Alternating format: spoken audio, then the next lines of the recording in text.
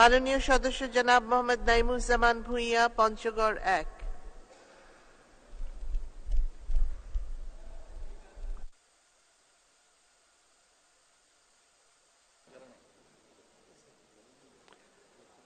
আমাদের ইতিহাসের মহানায়ক জাতির পিতা বঙ্গবন্ধু শেখ মুজিব যুদ্ধ বিধ্বস্ত এই বাংলাদেশে সময় 8 মিনিট।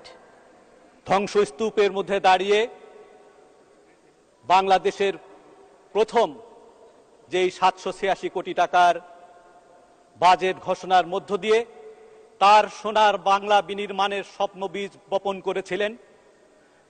মাত্র 3 বছরে বঙ্গবন্ধুর সেই সোনার বাংলার যখন সুবাতাস ছড়াচ্ছিল, মাননীয় স্পিকার, আমরা জেনেছি 1974 সালে বাংলাদেশের মাথাপিছু আয় দাঁড়িয়েছিল $278, যেটা সেই সময় ভারত পাকিস্তানের চেয়ে প্রায় দ্বিগুণ।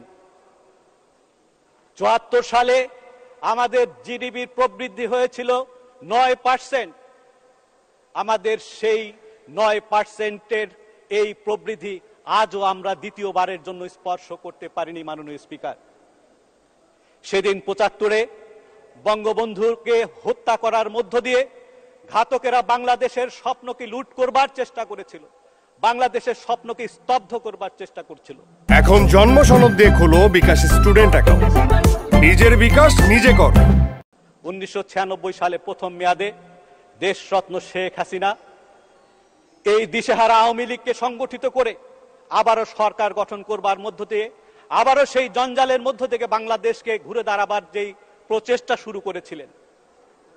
গত 6 জুন আমাদের অর্থমন্ত্রী শেখ হাসিনার 21তম টানা 16তম যেই বাজেট উপস্থাপন করেছে, তা মূলত সেই বঙ্গবন্ধুর দেখানো সেই পথ ধরেই দেশরত্ন শেখ হাসিনা আবারও এই ধ্বংসস্তূপ থেকে বাংলাদেশকে ঘুরে দাঁড়াবার চেষ্টা করেছেন। 2008 সালে সরকার গঠন করবার মধ্য দিয়ে যেই ডিজিটাল বাংলাদেশের রূপকল্প উপস্থাপন করেছিলেন, এই ডিজিটাল বাংলাদেশের রূপকল্পের হাত ধরে আগামী দিনের যে স্মার্ট বাংলাদেশের যেই স্বপ্ন বীজ বঙ্গবন্ধু কন্যা বপন করেছে মাননীয় অর্থমন্ত্রী গত 6 জুন, সেই শেখ হাসিনার ক্রমবর্ধমান সেই সোনার বাংলার সেই হারানো সুতোর টান ধরেই আবারও এই ডিজিটাল বাংলাদেশের পথ ধরে স্মার্ট বাংলাদেশের যেই বাজেট উপস্থাপন করেছে, সেই বাজেট কেবলমাত্র আয় ব্যয়ের কোনো হিসাব নয়, এর মধ্যে রয়েছে আমাদের একটা রাজনৈতিক দিগদর্শন। আওয়ামী লীগ যখনই সরকার গঠন করে, আওয়ামী লীগের মূল কেন্দ্রে থাকে জনগণ এবং মানুষকে কেন্দ্র করেই শেখ হাসিনার রাজনীতির জন্যই এই বাজেটে স্থান পেয়েছে অতি দরিদ্র মানুষের জন্য কল্যাণের কথা। এই বাজেটে স্থান পেয়েছে, অর্থমন্ত্রী বক্তৃতায় বলেছেন যে তিনি যখন বাজেট উপস্থাপন করছেন সেই মুহূর্তে সারা বিশ্ব মূল্যস্ফীতির একটা টালমাটাল অবস্থার মধ্যে তিনি যখন বাজেট উপস্থাপন করছেন, সেই মূল্যস্ফীতির হ্রাস টেনে ধরবার জন্য এই নিত্য প্রয়োজনীয় জিনিস কমানোর জন্য আমাদের মাননীয় অর্থমন্ত্রী প্রস্তাব করেছেন চাল, চিনি, গুঁড়া দুধ সহ নিত্য প্রয়োজনীয় জিনিস মানুষের যাতে ক্রয় ক্ষমতার মধ্যে থাকে, সেই বাজেটে এই মূল্যস্ফীতি হ্রাস টেনে ধরবার জন্য সেই জায়গায় কমানোর কথা হয়েছে। মাননীয় স্পিকার, এই বাজেটে আমাদের ক্যান্সার সহ এই কিডনি ডায়ালিসিসের এই যে জটিল রোগ সাধারণ মানুষের নাগালের বাইরে চলে যাচ্ছে চিকিৎসা ব্যয়, সেই চিকিৎসা ব্যয় সাশ্রয়ী করবার জন্য এই ক্যান্সার এবং কিডনি ডায়ালিসিসের যে সমস্ত বিষয় আমাদের আমদানি করতে হয়, সেই সমস্ত উপকরণের শুল্ক ন্যূনতম জায়গায় নিয়ে এসে এই সাধারণ মানুষের নাগালের মধ্যে চিকিৎসা সেবাকে করবার উপস্থাপন করা হয়েছে। মাননীয় স্পিকার, এই বাজেটেই আমাদের সমাজের সবচেয়ে পিছিয়ে পড়া মানুষ, সেই দলিত সমাজ, আমাদের হরিজন সম্প্রদায়, আমাদের মান্তা সম্প্রদায়, আমাদের হিজড়া সম্প্রদায়ের এই তাদেরকেও আজকে সমাজের সামনে টেনে তুলে আনবার জন্য সেই এখন জন্ম সনদ দিয়ে খোলো বিকাশ স্টুডেন্ট অ্যাকাউন্ট, নিজের বিকাশ নিজে কর। দিক নির্দেশনা দেওয়া হয়েছে, অঙ্গীকার ব্যক্ত করা হয়েছে প্রতিবন্ধী জনগোষ্ঠীর তাদের স্বাভাবিক জীবনে ফিরে আসবার যে দিক নির্দেশনা দেওয়া হয়েছে। এই বাজেট নিয়ে মাননীয় স্পিকার গত কয়েকদিন ধরে টেলিভিশনে খবরের কাগজে দেখলাম আমাদের দেশের একদল মৌসুমী পণ্ডিত রয়েছেন, তারা বাজেট আসলেই নানান রকমের পরিমাপক হাতে নিয়ে কাগজ কলম নিয়ে ছক কেটে বাংলাদেশের নানান রকমের সমালোচনা করতে থাকে। আর একটি রাজনৈতিক দল তারাও সমালোচনা করছে। সমালোচনার লক্ষ্য কি? তাদের বিষয় হচ্ছে যেহেতু তারা সংসদেও নেই, রাজপথেও নেই, তারা আজকে ওই এয়ার কন্ডিশন রুমে বসে আজকে এই কোমল পানীয় খেয়ে খেয়ে সরকারের যে সমালোচনা করছে। মাননীয় স্পিকার, আমরা লক্ষ্য করলাম তাদের এই রাগের কারণটা আসলে কোথায়। রাগের কারণ, ক্ষোভের কারণ ওই জায়গাটায় যে আজকে এই বাজেটে এসির মূল্য বাড়ানো হয়েছে।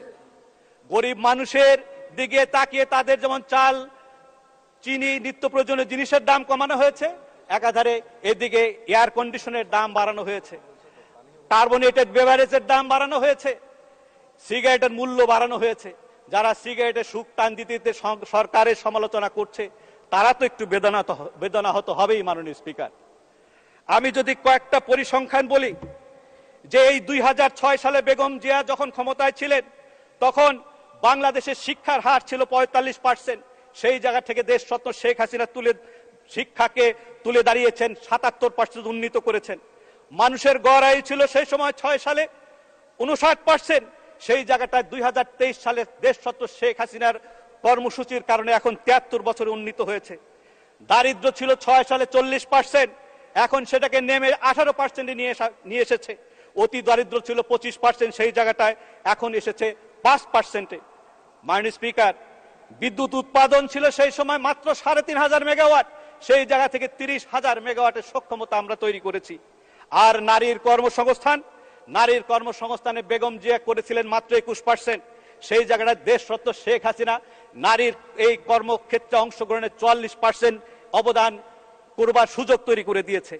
আর সেই কারণেই তাদের গাত্রদাহ, তাদের সমালোচনার লক্ষ্যবস্তু বঙ্গবন্ধু কন্যা দেশরত্ন শেখ হাসিনা গণকেন্দ্রিক উন্নয়ন প্রচেষ্টার জন্য বাংলাদেশকে তুলে নেবার চেষ্টা করছেন জন্যই, তিনি একটা মানবিক বাংলাদেশের চেষ্টা করছেন জন্যই এই যে গত 4 জুন আমাদের চা দিবসে একজন সেই সিলেটের চা শ্রমিক বক্তৃতা আবেগে মা মা করে চিৎকার করে শুধু তার অনুভূতিটা ব্যক্ত করেছে।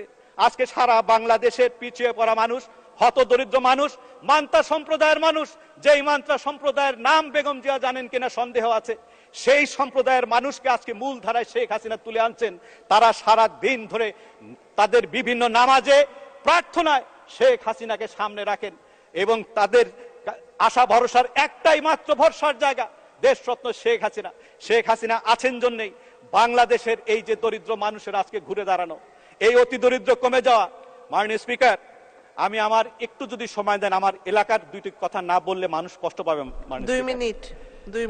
মাননীয় স্পিকার, আপনি রংপুর বিভাগ থেকে নির্বাচিত, আমাদের মাননীয় অর্থমন্ত্রীও রংপুর বিভাগেরই মানুষ। আমরা এই প্রথম রংপুর বিভাগের একজন অর্থমন্ত্রী পেয়েছি। আমাদের এই বাজেট বাস্তবায়নে দেখি আমাদের উত্তরবঙ্গ খানিকটা পিছিয়েই থাকে। এই বাজেটের বরাদ্দর মধ্যে রংপুর বিভাগ সর্বনিম্ন এবং রংপুরের মধ্যে মাননীয় স্পিকার আমার জেলা পঞ্চগড় এই রংপুর বিভাগের মধ্যে সবচেয়ে কম। এরকম একটা জায়গায় আমি আপনার মাধ্যমে মাননীয় অর্থমন্ত্রীকে অনুরোধ করব যে উত্তরবঙ্গ একটা অপার সম্ভাবনাময় একটা অঞ্চল, সেইখানে কৃষিতে আমাদের উদ্বৃত্ত, সকল জেলায় উদ্বৃত্ত ফসল হয়, সেই জায়গায় কৃষি, পর্যটন সহ অন্যান্য ক্ষেত্রে সুপেয় পানির ক্ষেত্রে উত্তরবঙ্গ একটা বড় ভূমিকা রাখতে পারে। সেই জন্য এই পঞ্চগড় সহ রংপুরের বিভিন্ন অঞ্চলে আরো যাতে আমাদের কর্মসংস্থানের সুযোগ সৃষ্টি হয় এবং কৃষিতে বড় অবদান রাখতে পারে। আজকে আমাদের এক সময় পঞ্চগড় ধূসর বালিময় ছিল, দেশরত্ন শেখ হাসিনার পায়ের স্পর্শে সেখানে আজকে শ্যামল সবুজে পরিণত হয়েছে, চা বাগান হয়েছে। ওখানে আজকে মরিচের উৎপাদন হয়, ভুট্টা হয়, গম হয়, বহু বিচিত্র ফসল। আমরা স্ট্রবেরি করছি, আম লিচুতে ভরপুর।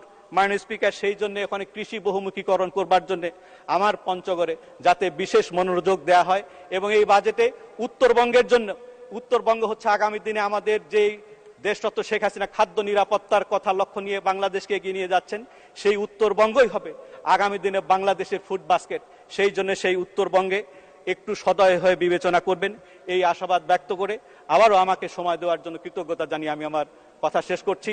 জয় বাংলা, জয় বঙ্গবন্ধু।